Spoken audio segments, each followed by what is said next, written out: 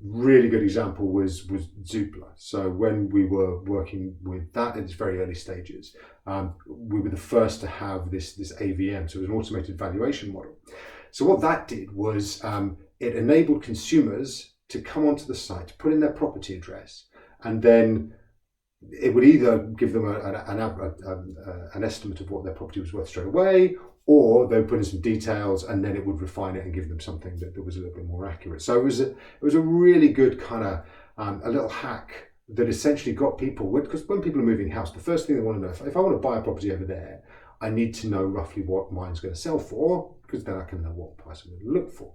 So we were absolutely obsessed with how can we get as close as possible to that kind of moment of conception, as we kind of thought of it. So that moment where people turn to each other and went, do you know what, should we move house? Yeah, let's move house.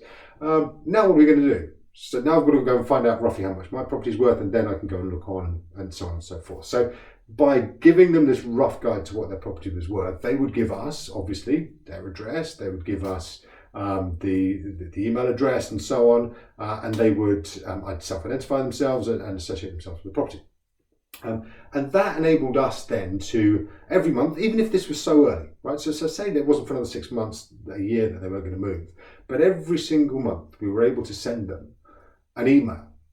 And honestly, the open rates of these emails were off the scale. It was like 70-80%. It was crazy, because people want to know what's going on in the local area. So you put up something that says, did you know your property has gone up by £5,000? Guess what? People are going to open that to find out what that number is. Also, if you then add in just some nice kind of nosy neighbour stuff and just say, oh, by the way, did you know that Mrs. Smith over the road has sold her property last week for $350,000?